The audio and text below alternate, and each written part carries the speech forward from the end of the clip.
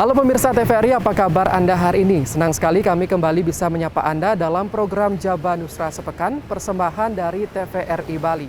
Masih dalam nuansa Ramadan, kami juga ingin mengucapkan selamat menjalankan ibadah puasa bagi seluruh pemirsa TVRI yang menjalankannya.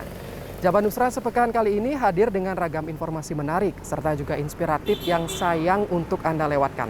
Di antaranya, kami akan mengajak Anda untuk melihat tradisi unik serta kuliner unik selama bulan Ramadan. Kemudian kita akan jalan-jalan ke Jombang, Jawa Timur untuk melihat salah satu masjid kuno yang ada di daerah sana. Dan tentu informasi Anda juga akan saya lengkapi dengan referensi tempat wisata yang layak dan patut Anda kunjungi. Bersama saya Eka Sputra dari kawasan Puja Mandala, Nusa Dua Bali. Inilah Jaba Nusra Sepekan selengkapnya.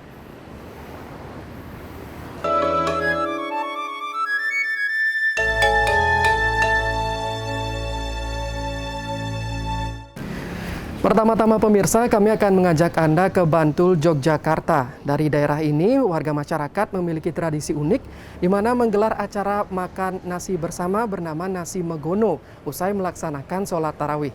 Sementara itu di Pacitan, Jawa Timur ada tradisi unik di mana warga pergi ke pantai seusai sahur dan sholat subuh. Berikut informasi selengkapnya untuk Anda.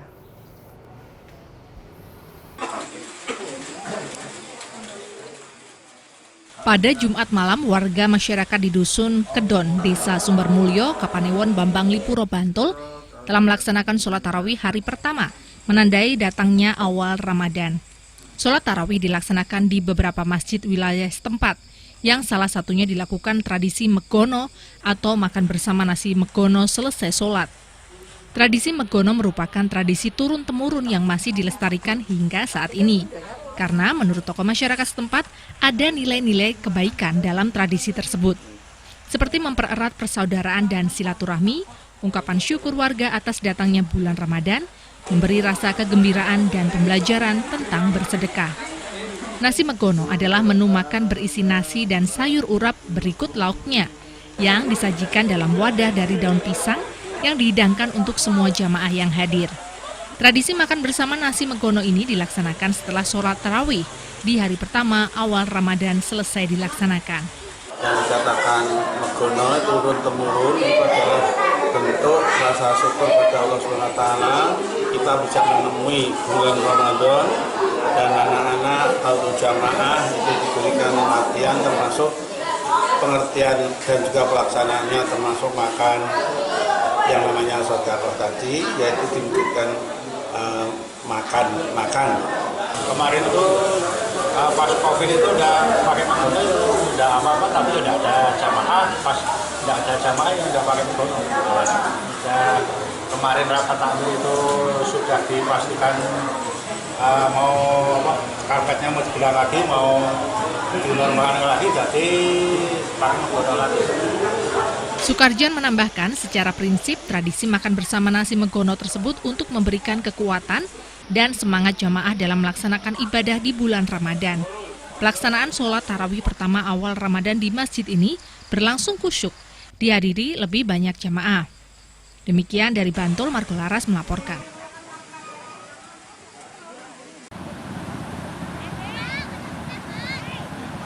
Seperti yang dilakukan sejumlah warga Pacitan di Pantai Pancerdor, Pacitan. Mereka sengaja mendatangi kawasan Pantai Pancerdor untuk turun ke pantai sehabis sahur dan sholat subuh. Berbagai aktivitas mereka lakukan seperti mandi di laut, bermain pasir, dan hanya sekedar jalan dan duduk-duduk. Ada pula yang berolahraga meskipun puasa hari pertama. Mereka mengaku aktivitasnya di pantai saat puasa hari pertama ini hanyalah sekedar refreshing dan mencari udara segar untuk menumbuhkan semangat berpuasa sebulan ke depan. Bahkan mereka tak khawatir aktivitasnya turun ke pantai pagi ini akan membatalkan puasa. Mereka akan pulang kembali ke rumahnya saat matahari mulai bersinar. Tradisi banyaknya warga Pacitan turun ke pantai ini dapat kita temui setiap pagi selama bulan Ramadan di semua pantai yang ada di pesisir selatan Pacitan. Senang karena bisa sebagian kembali ke dulu lagi, tidak seperti masa pandemi yang ketat dulu. Terus bisa mendapatkan udara segar, jadinya lebih fresh buat puasa. Karena ini puasa hari pertama, hari Minggu juga, biar lebih Ya pokoknya rutinitas saya ketika puasa hari pertama itu ya harus jalan-jalan gitu. Tidak takut membatalkan puasa? Tidak, itu bukan alasan untuk membatalkan puasa atau membuat haus atau berniatan untuk membatalkan puasa di siang hari. Tradisi turun ke pantai sehabis sahur dan sholat subuh ini telah berlangsung turun-temurun setiap kali datang bulan Ramadan. Mereka menggunakan momen Ramadan ini untuk melepas penat dan refreshing di bibir pantai. Selain udara segar, deburan ombak menjadi inspirasi mereka untuk menjalani puasa sebulan penuh dengan semangat dan niat memenuhi panggilan dan kewajiban beribadah menjalani rukun Islam ketiga. Heru Wicaksono melaporkan dari Pacitan.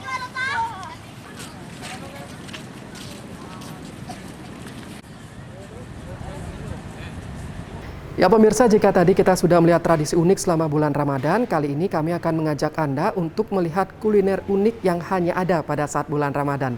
Masih dari Bantul, Yogyakarta, ada takjil bernama takjil bubur lodeh. Nah, seperti apa rupa takjil yang satu ini? Informasi tersebut juga akan saya rangkai dengan keberadaan masjid kuno di pinggir Sungai Bratas, Kabupaten Jombang, Jawa Timur.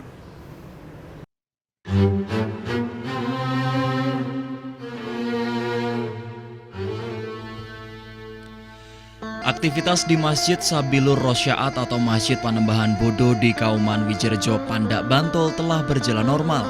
Sehingga berbagai kegiatan di bulan Ramadan kali ini bisa kembali dilaksanakan dengan lebih leluasa. Salah satu kegiatan yang dilakukan yakni tradisi takjil bubur lodeh tempe untuk menu buka puasa bersama. Takjil bubur lodeh tempe sudah menjadi tradisi turun-temurun yang hingga saat ini masih terus dilestarikan karena syarat makna kebaikan. Dalam proses pembuatannya, bubur dibuat oleh warga yang berpengalaman, di mana untuk membuat takjil buka puasa pertama kali ini menggunakan 5 kilo beras. Selain bubur dan sayur lodeh tempe, takjil bubur diracik juga dengan tambahan mie ledek dan lauk seperti telur, dan disajikan dalam kondisi hangat. Takjil bubur lodeh tempe ini tidak hanya disukai oleh kalangan orang tua, namun juga oleh anak-anak hingga remaja. Jika disantap bersama-sama, sajian akan terasa lebih nikmat dan cocok sebagai menu berbuka puasa bersama.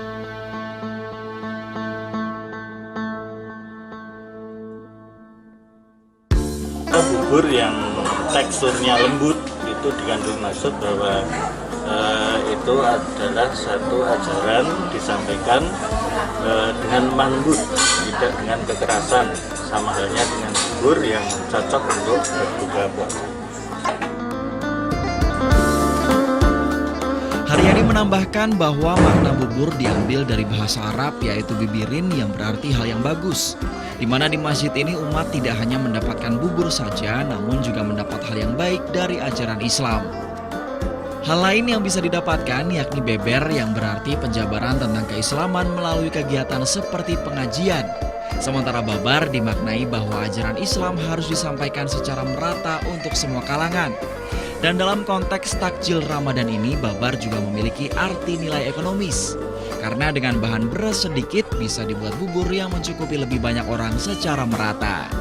Demikian dari Bantul, Margo Laras melaporkan.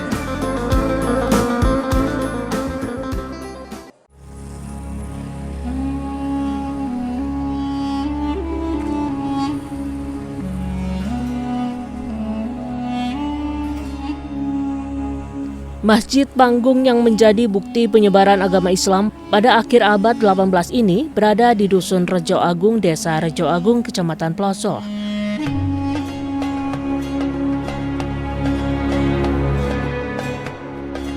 Masjid yang memiliki 2 lantai dan terbuat dari kayu seluruhnya ini berada persis di sebelah Sungai Brantas yang membelah kawasan Kabupaten Jombang. Dari segi bangunan, masjid ini diperkirakan berdiri sejak tahun 1890 silam.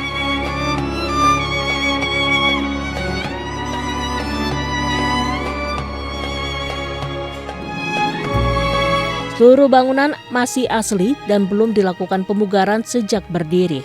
Masjid yang memiliki 4 pintu serta 1 jendela ini memang dibuat sangat sederhana. Bagian lantai dari bahan keramik tua dan seluruh ruangan hanya memiliki lebar 4 meter dengan panjang 7 meter. Menurut Ainur Rofik, juru kunci masjid, Tempat peribadatan ini merupakan satu-satunya tempat yang pernah difungsikan sebagai media pendidikan dan penyebaran agama Islam pada pendudukan kolonial Belanda.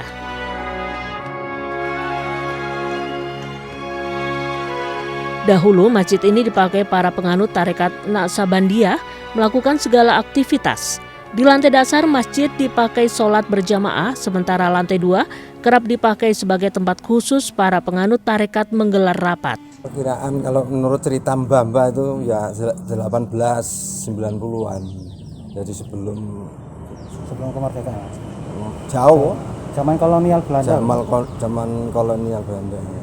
Waktu itu memang di sini belum ada musola atau bagaimana Pak? Sehingga dibangun ini atau sebagai untuk dakwah untuk belum ada. Jadi istilahnya masuknya tarekat Naksabandia ke utara Brantas itu ya mulainya ini.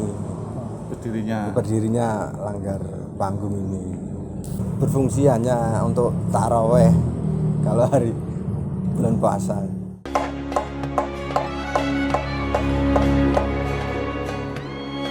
Karena usianya sudah 132 tahun, masjid yang didirikan beberapa saudagar di Jombang ini kini hanya difungsikan sebagai tempat berjamaah dan tadarus.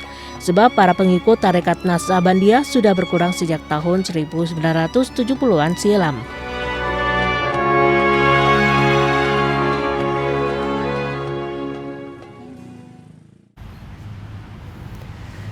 Ya pemirsa, seru ya mengulik informasi tradisi maupun kuliner khas Ramadan.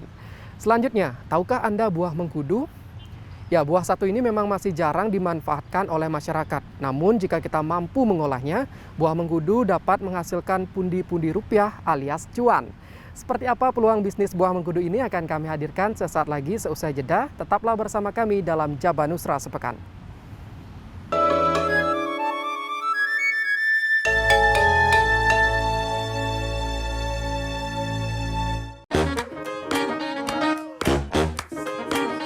Halo, aku Modi, Sobat Digitalmu. Kamu tahu nggak kalau siaran TV analog akan diganti menjadi digital? Caranya gampang banget loh. Kamu hanya perlu menginstal set-top box. Ayo, ikuti Modi.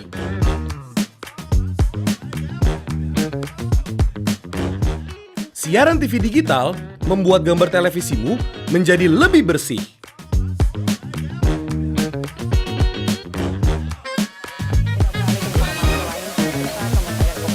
Tidak hanya bersih gambarnya, siaran TV digital juga lebih jernih suaranya. Terus membangun infrastruktur telekomunikasi di wilayah tertinggal, terdepan dan terluar.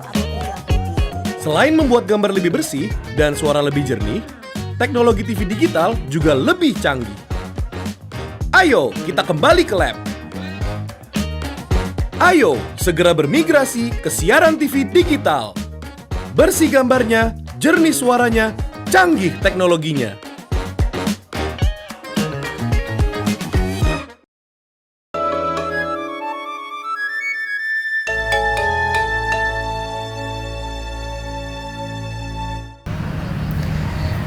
Pemirsa, berbicara tentang ide dan peluang bisnis memang dapat datang dari mana saja. Salah seorang warga di Denpasar berhasil mengolah buah mengkudu menjadi minuman wine dengan kualitas yang baik.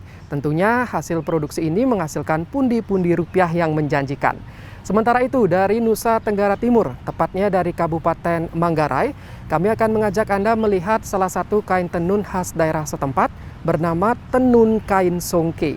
Tenun ini banyak diminati oleh masyarakat karena memiliki motif yang kental akan budaya setempat.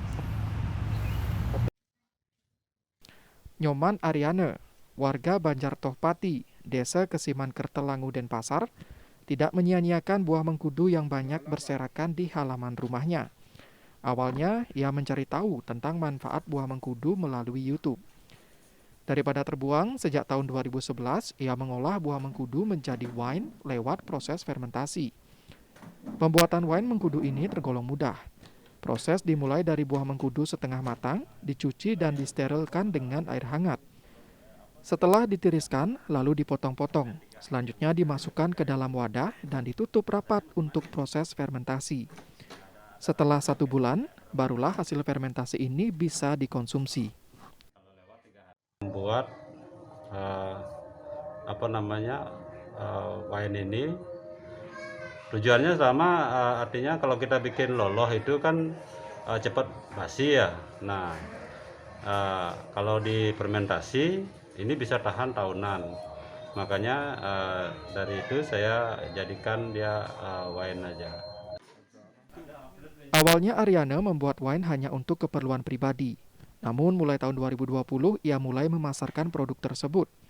Untuk satu botol wine ukuran 550 ml dijual seharga Rp75.000.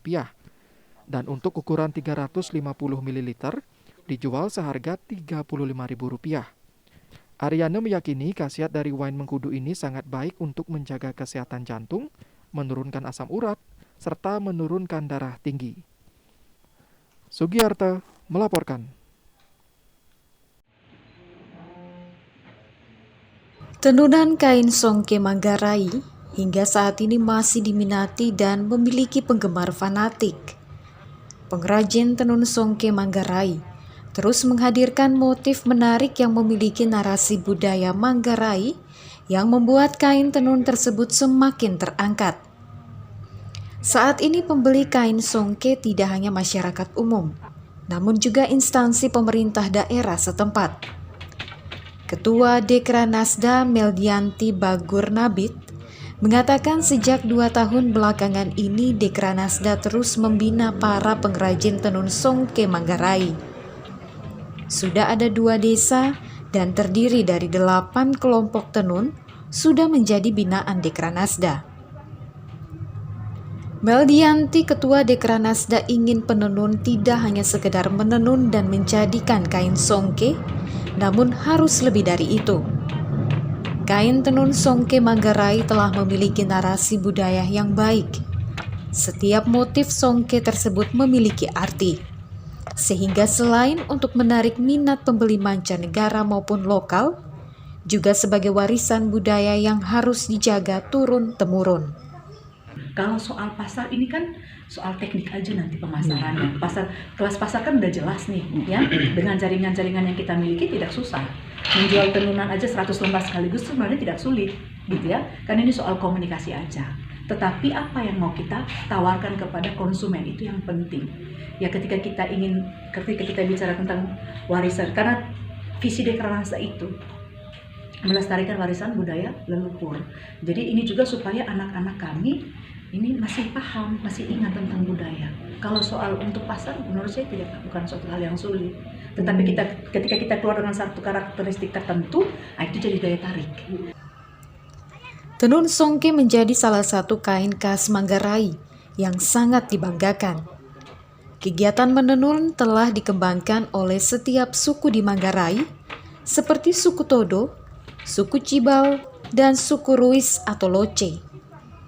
Kegiatan menenun dikembangkan secara turun-temurun demi pelestarian seni budaya tersebut.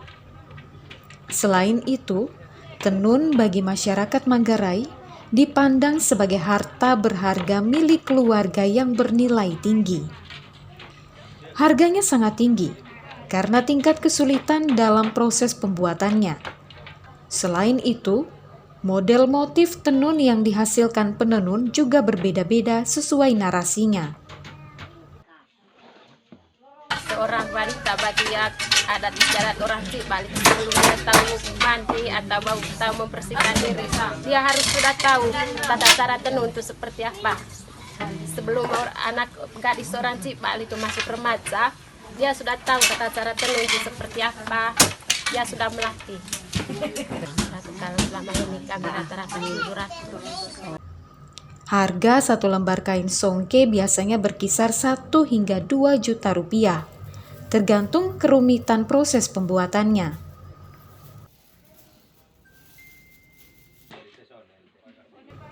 Dahulu kala kain tenun dibuat untuk memenuhi kebutuhan sehari-hari, yakni sebagai busana biasa.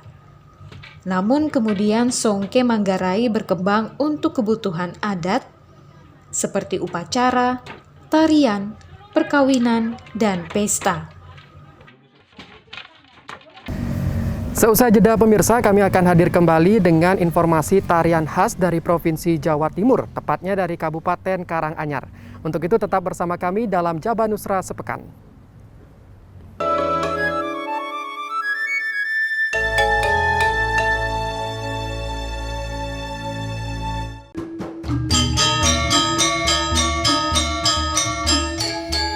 Budaya dan karya seni merupakan kekayaan Indonesia yang sudah mendunia.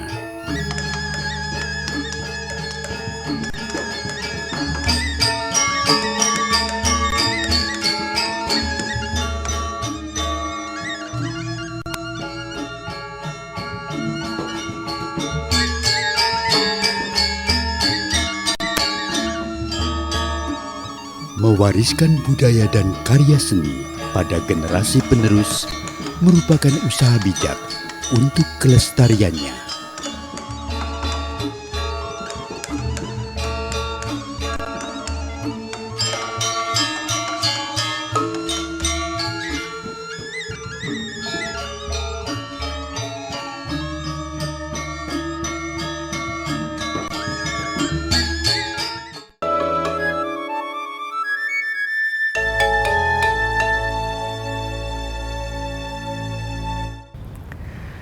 Pemirsa TVRI berbicara tentang budaya Nusantara tentu tidak ada habisnya untuk dibahas.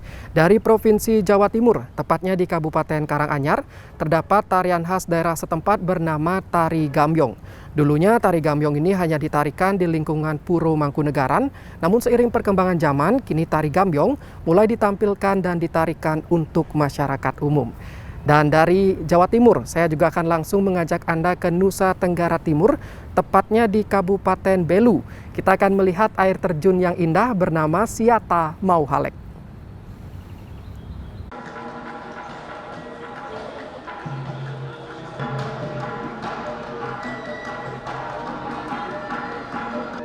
Lenggak-lenggok gerakan penari dengan ekspresi lembut nan anggun tampak selaras ketika para penari membawakan tarian ini. Gambyong, salah satu bentuk tarian Jawa klasik yang berasal mula dari wilayah Surakarta. Gambyong biasanya dibawakan untuk pertunjukan atau menyambut tamu yang dijadikan sebagai pertunjukan penting dalam acara-acara besar atau festival. Salah satunya ditarikan menyambut delegasi presidensi G20 yang diadakan di Pendopo Ageng Puro Mangkunegaran, Surakarta. Tari Gambyong bukanlah satu tarian saja, melainkan terdiri dari bermacam-macam gerakan. Yang paling dikenal adalah Tari Gambyong Pareanom dengan beberapa variasi. Meskipun banyak macamnya, tarian ini memiliki dasar gerakan yang sama atau kreasi dari gerakan tarian tayub. Memang Tari Gambyong Pareanom itu hiasan di Mangkunegaran. Itu tahun 1950. Bu Bei Minto Laras itu menyusun Tari Gambyong Pareanom ini. Tapi saat itu Tari Gambyongnya itu masih tari teledek, tari tayub. Nah itu. Nah terus untuk khusus di Mangkunegaran, tayub dan teledek itu digarap menjadi Tari Gambyong Pareanom. Ini salah satunya. Selain Tari Gambyong Pareanom, itu ada lagi, disusun lagi Tari Gambyong Retno Kusumo. Ada Tari Gambyong Langen Kusumo. Itu semuanya Gambyong. Tari Gambyong Pareanom gaya Mangkunegaran berbeda dengan Tari Gambyong Pareanom di luar tembok Puro Mangkunegaran, baik kostum dan gerakannya. Kostum Tari Gambyong Pareanom di Pura Mangkunegaran memakai kain wiron, mekak, sampur, dan jamang. Untuk mekak menggunakan warna hijau dan sampur berwarna kuning yang melambangkan kekayaan dan warna hijau melambangkan kesuburan.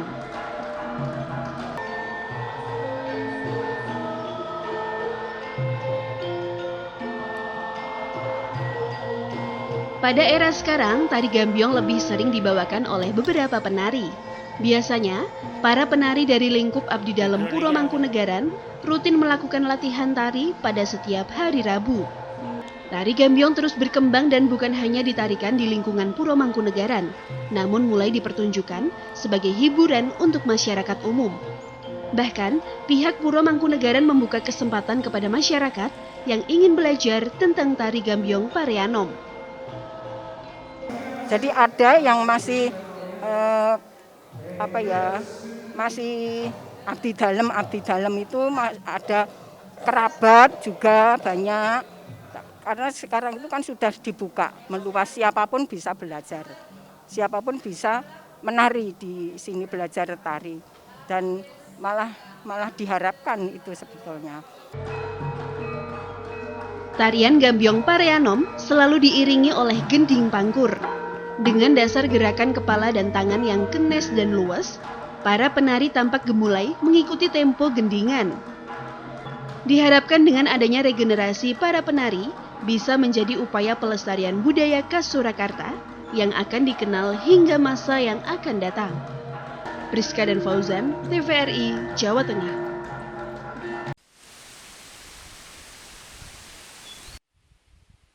Kabupaten Belu memiliki pesona wisata alam yang begitu indah.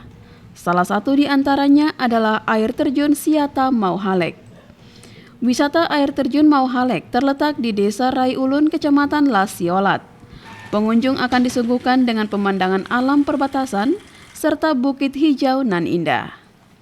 Menurut sejarah, nama air terjun ini berdasarkan pertemuan dua sumber mata air, yakni Siata dan Mauhalek. Untuk mencapai lokasi air terjun, pengunjung harus menuruni ratusan anak tangga.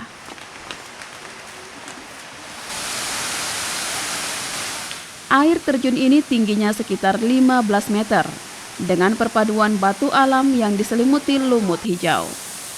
Terdapat sebuah kolam yang dijadikan sebagai tempat pemandian. Suasana tenang serta udara segar dan jernihnya air menggoda pengunjung untuk segera berenang, menikmati segarnya air pegunungan.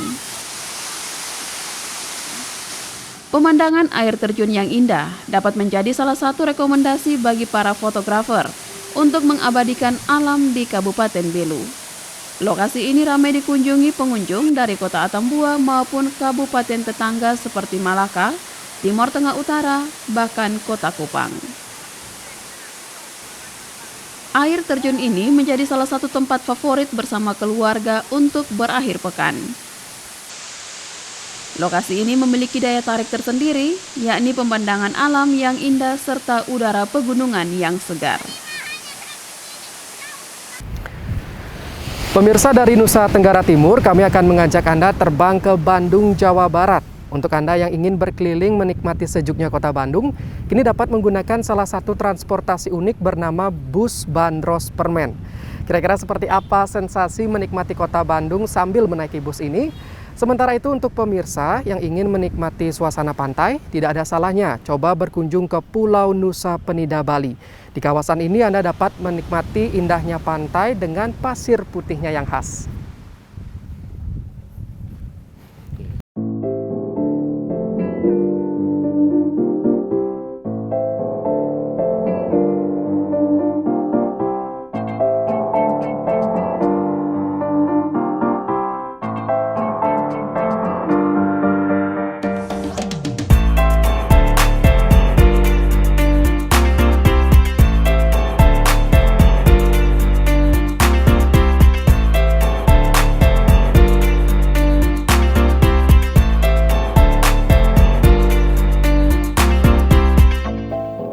Bus warna-warni seperti permen dengan tema Art Deco yang acap kali terlihat menyusuri sejumlah ruas jalan yang ada di kota Bandung ini biasa disebut dengan Bus Bandros, kependekan dari Bandung Tour on Bus.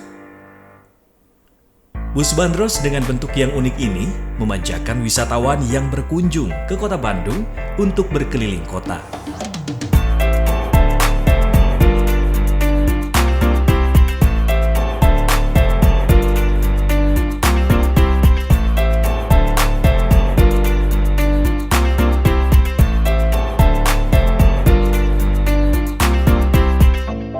12 unit bus yang diluncurkan pada tahun 2014 dan dikelola oleh Badan Layanan Umum Daerah BULD UPT Angkutan Dinas Perhubungan Kota Bandung ini memiliki rute khusus selama PPKM yang melewati sejumlah tempat wisata di Bandung, mulai dari alun-alun Kota Bandung, Jalan Braga, Balai Kota Bandung, Jalan Dago, Gedung Sate, Museum Geologi, Taman Lalu Lintas, Jalan Asia Afrika, dan kembali ke alun-alun.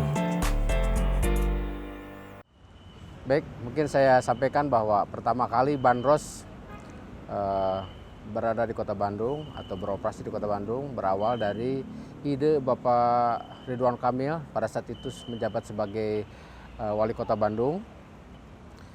Beliau mendesain sendiri bentuk maupun desainnya dan modelnya seperti apa, termasuk warnanya juga beliau yang memberikan ide tersebut.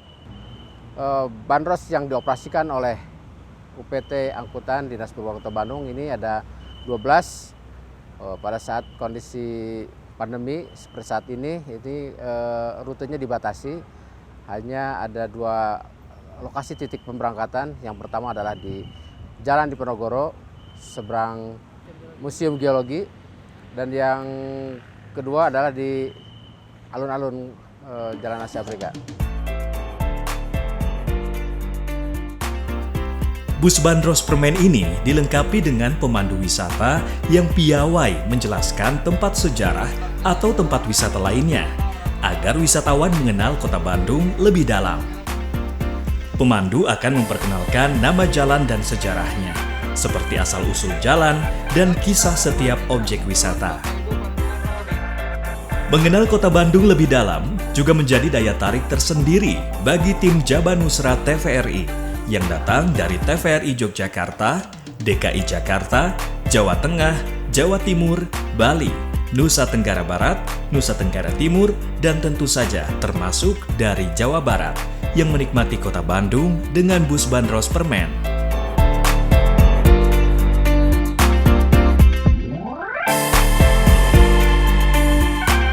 Untuk berkeliling dengan bus unik ini, kita hanya membayar Rp20.000 untuk tiket 1 kali perjalanan dan Rp40.000 untuk Anda yang ingin naik di semua rute, berlaku 1 hari. Ternyata Kota Bandung itu unik, asik, karena menyimpan sejarah. Ya, tentunya bagi orang luar akan membuka wacana mengenai sejarah Kota Bandung khususnya dan secara keseluruhan untuk Indonesia. Meski bentuknya mirip bus Tempo dulu di Eropa, namun kenyataannya bus Bandros Permen asli buatan lokal dan dibuat oleh salah satu bengkel di Kota Cimahi yang juga memproduksi bus wisata untuk daerah lainnya seperti Jakarta. Bus Bandros Permen bisa menjadi pilihan menarik kan untuk berkeliling Bandung dengan biaya relatif murah.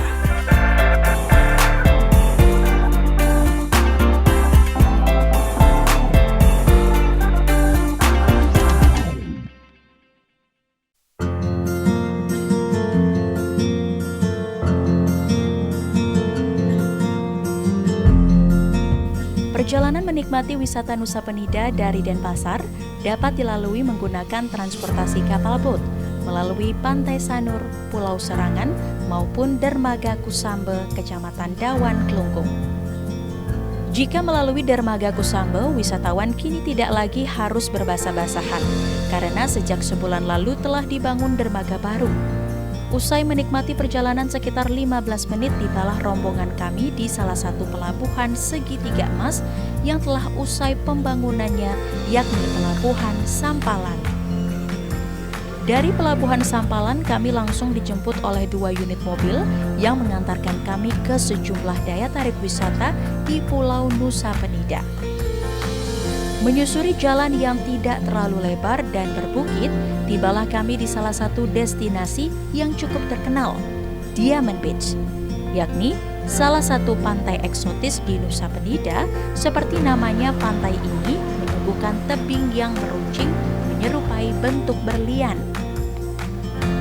Dari ketinggian, para wisatawan dapat melakukan foto dengan latar belakang 2 gugusan karang menyerupai berlian. Pantai ini juga terdapat ayunan yang diikat pada 2 pohon kelapa yang tumbuh merunduk yang sangat tepat sebagai latar belakang untuk difoto. Untuk tiba di bibir pantai, wisatawan harus menuruni jalan setapak yang telah disiapkan. Selama perjalanan turun, para wisatawan juga dapat mengambil foto dengan latar belakang tebing yang menjulang. Sinta, salah seorang wisatawan, mengaku senang dapat mengunjungi sejumlah daya tarik wisata di Nusa Penida.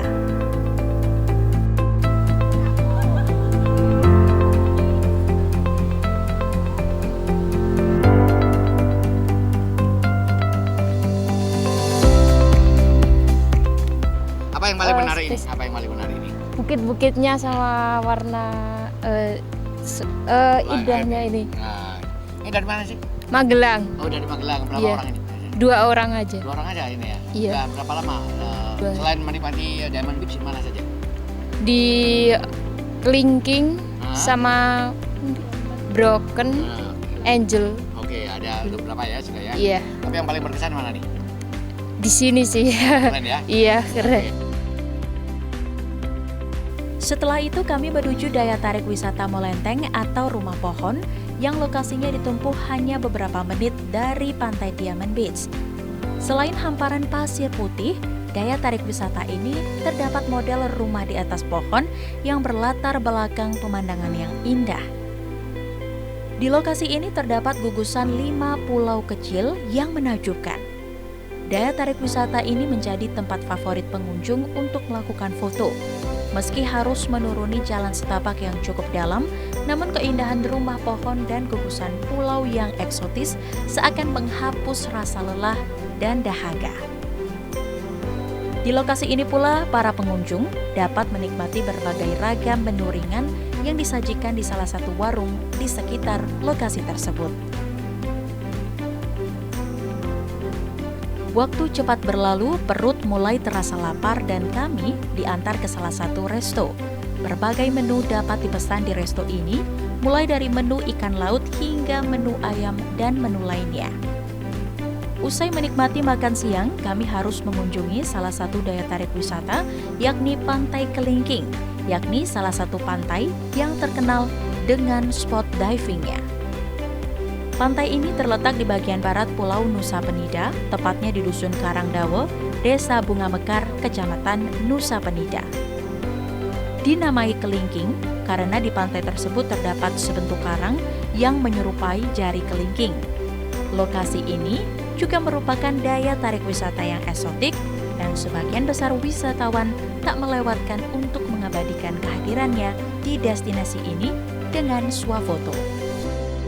Keren banget sih, dan ini kita pertama kalinya ke sini, jadi wow banget sih. Kita biasanya main ke barat, cuma baru kali ini ke Nusa Penida yang Selain ini satu pulau kecil seperti Raja Ampat, apa lagi nih? Oh, ini apa lagi ya? Paling kita mau ke ini kali ya, ke daerah sana, Labuan Bajo, iya, selain Bali.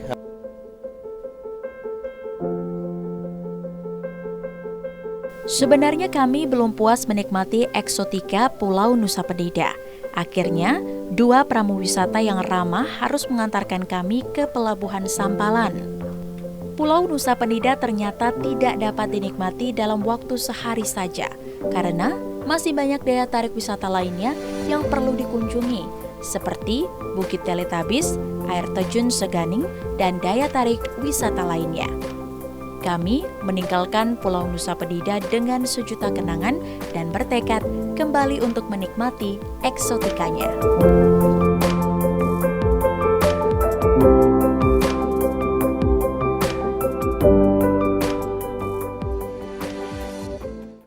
Pemirsa, jika saya berkata tentang Mandalika, apa yang terbersit di benak Anda? Ya, pasti sirkuit dan juga MotoGP.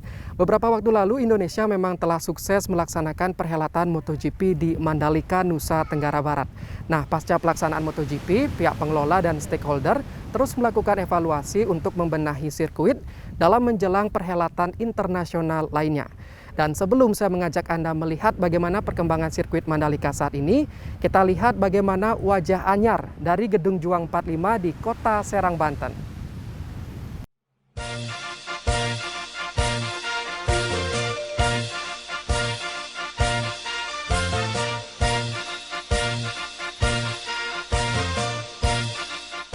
Inilah wajah baru Gedung Juang 45 Kota Serang, Provinsi Banten yang berlokasi di Jalan Ki Mas Jong yang berada tepat di depan alun-alun Kota Serang. Gedung bersejarah ini telah resmi dibuka untuk umum sejak Februari 2020 lalu dan diresmikan pada bulan Maret tahun 2020, setelah sebelumnya hanya digunakan sebagai tempat pengarsipan. Awal memasuki gedung ini, kita akan disambut dengan perpustakaan yang menyimpan berbagai buku yang juga dapat diakses secara umum. Tidak ada ketentuan khusus bagi mereka yang ingin membaca di perpustakaan ini. Namun disarankan bagi pengunjung yang akan rutin membaca di perpustakaan ini untuk dapat membuat kartu keanggotaan. Pihak perpustakaan juga menyampaikan bahwa ini merupakan tekad Dinas Perpustakaan dan Kearsipan untuk menciptakan perpustakaan yang canggih, nyaman, dan terintegrasi. Nyaman di sini dapat dilihat bahwa interior gedung juang bagian dalam dibuat sedemikian rupa sehingga pengunjung merasa nyaman dan betah untuk berlama-lama berada di perpustakaan dan museum yang sudah dilakukan revitalisasi. Berlanjut ke sisi lainnya, terdapat juga area bermain dan belajar untuk anak-anak rentang usia balita. Harapannya, di sudut ini, anak-anak yang berkunjung dapat merasakan kenyamanan lewat hiburan taman bermain, namun tetap memberikan nilai edukasi. Selanjutnya, kita beralih ke ruang arsip statis. Di sini kita dapat melihat sejarah kemerdekaan, serta proses bagaimana para pejuang kemerdekaan dapat merebut kedaulatan penuh sehingga Indonesia dapat diakui sebagai negara independen di dunia. Selain itu, di ruangan ini terdapat pula dokumentasi tempo dulu saat Presiden Soekarno berkunjung ke Kota Serang dan dapat terlihat pula wajah Kota Serang tempo dulu. Selanjutnya, kita berpindah ke ruangan yang menyimpan informasi rinci seputar tokoh-tokoh perjuangan dengan berbagai prestasinya. Tentunya untuk memperjuangkan kemerdekaan Indonesia. Berikutnya, terdapat ruangan yang menceritakan secara rinci bagaimana biografi dan profil Soekarno sebagai Bapak Negara Indonesia. Dan yang terakhir, kita akan disuguhkan tayangan mengenai sejarah kemerdekaan Indonesia di ruang teater mini. Desainnya pun dibuat minimalis, namun tetap nyaman untuk menyaksikan sebuah pertunjukan film. Diharapkan lewat tayangan ini, pengunjung dapat memaknai arti kemerdekaan Indonesia lebih dalam. Alhamdulillah, setelah bulan Februari buka, kemudian kunjungan masyarakat juga kita buka, dan sampai saat ini baru sekitar 7 bulan ini sudah hampir 800 orang. Walaupun dalam keadaan COVID, kami melakukan secara prokes, prokes ketat. Kemudian kunjungan dari mulai TK, kemudian anak sekolah SMA, kemudian mahasiswa, bahkan masyarakat umum yang ingin tahu tentang Gedung Juang. Nah, Gedung Juang ini adalah fungsinya dua, satu mulai memberikan pelayanan kepustakaan, yang kedua pelayanan kearsipan, sehingga masyarakat tahu komprehensif secara keseluruhan bagaimana pengetahuan, ilmu, dan sejarah yang ada di Kota Serang. Nah, kemudian sekarang saat ini sedang kami bangun. Pembangunan ini adalah mulai landscape, dari mulai penataan Gedung Juang dari mulai depan. Kemudian adalah pembangunan gedung untuk organisasi, organisasi kepahlawanan, LPRI, kemudian juga GHD juga, dan juga ada gedung pertunjukan. Jadi disinilah nanti para remaja, mahasiswa, pelajar, dan masyarakat umum bisa memberikan apresiasinya, kreativitasnya. Itu yang ingin kami bangun adalah kreativitas anak muda, mahasiswa, dan seluruh warga masyarakat di Gedung Juang ini, sehingga nanti memberikan nilai tambah. Jadi bukan hanya sekedar gedung, tapi ada nilai tambah adalah untuk pendidikan, pengetahuan, dan kreativitas serta inovasi. Walau sempat mengalami penolakan oleh Dewan Harian Daerah 45 dan dengan proses panjang, Wali Kota Serang, Syafruddin, merasa lega bahwa gedung ini sudah direvitalisasi tanpa merubah bentuk dan dapat dipergunakan untuk masyarakat Kota Serang. Erza Rameira, Heru Sulistiono melaporkan.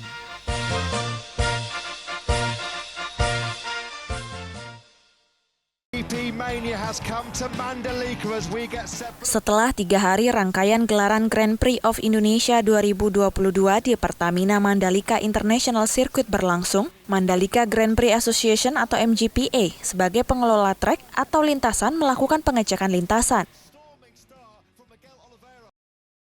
Menurut koordinator trek sirkuit, Denny Pribadi, dari hasil pengecekan tidak ada kerusakan berarti setelah balapan berlangsung. Lintasan sirkuit masih dalam kondisi baik. Sirkuit Mandalika siap untuk melangsungkan gelaran internasional lainnya. Kerap-kerap itu kan terlindas ban ya, jadi hitam. Mungkin nanti pada saat akan gelaran berikutnya atau di tengah nanti kita akan cat lagi supaya kembali kerap itu menjadi jelas kembali. Karena memang terlihat tuh kerap-kerap itu banyak juga jejak rem. Itu nanti kan yang di kerap yang diwarna ini akan kita cat kembali supaya nanti pada gelaran berikutnya sudah rapi dan bagus sekali. Pada saat ini H-8, H+8, sirkuit sudah sangat bersih sekali. Kita sudah merawat kembali sirkuit, istilahnya sudah ready, sudah siap menerima kembali balapan-balapan yang akan datang. Seperti mungkin yang setelah kita dengar itu ada GT3, kemudian WSBK, kita sudah siap untuk kembali menggelar gelaran akbar dunia ya, internasional. Ya, kita kepengen mengangkat Mandalika juga sih, menjadi Lombok ini menjadi mendunia. Mandalika tentunya Indonesia juga kan menjadi sorotan dunia. Kita menggelar acara MotoGP dengan sukses istilahnya. Dengan berhasil, semua mata dunia yang menurut info itu ada sekitar 500 juta di seluruh dunia mata memandang menuju ke Mandalika. Pihak MGPA juga mengakui selama gelaran berlangsung, pedok baru dengan sistem knockdown di sirkuit Mandalika tidak menjadi kendala. Seluruh fasilitas sirkuit terpakai dengan baik oleh pebalap dan tim ofisial. Marshal yang disiagakan di setiap titik pun menjalankan tugas dan tanggung jawab mereka dengan sangat baik.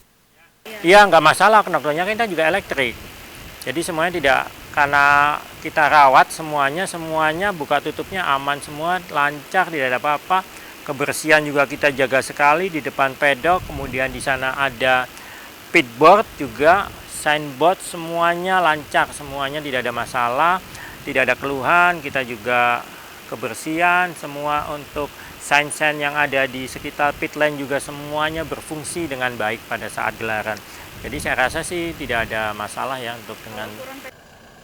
Selain gelaran balap, tribun penonton juga menjadi perhatian selama perhelatan berlangsung.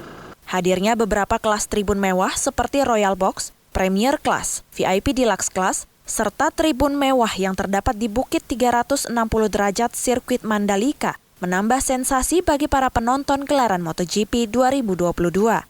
Bukit 360 derajat ini dikelola oleh perusahaan besar di Indonesia seperti Bank Mandiri, Bank BRI, Telkomsel, dan IndiHome. Bukit 360 menawarkan pemandangan termewah kepada para penonton. Jangkauan yang luas menjadi keunggulan paling utama dari tribun ini, karena hampir semua tikungan yang ada di sirkuit Mandalika dapat terlihat kecuali tikungan 11 dan tikungan 12. Keindahan dan keunggulan trek ini diharapkan mampu dikelola secara maksimal oleh pemerintah dan seluruh stakeholder terkait agar lintasan sirkuit Mandalika dapat dimanfaatkan secara optimal dalam melangsungkan gelaran lainnya baik kelas internasional maupun nasional.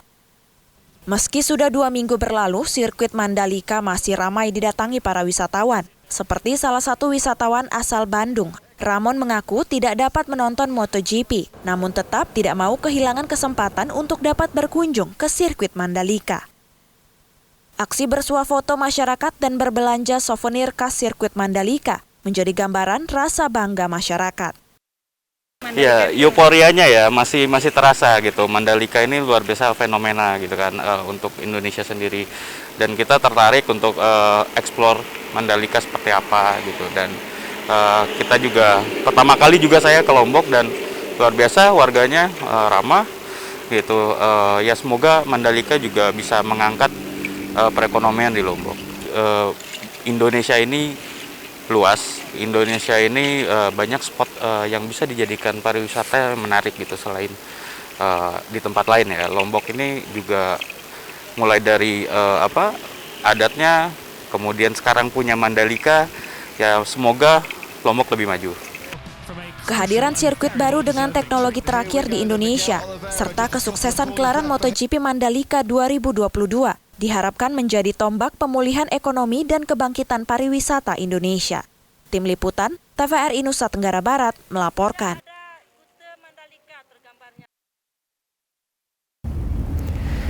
Ya pemirsa, lengkap sudah seluruh rangkaian informasi Jabar Nusra sepekan kali ini. Semoga informasi yang kami bagikan tadi dapat memberikan inspirasi serta juga manfaat untuk seluruh pemirsa TVRI dimanapun Anda berada.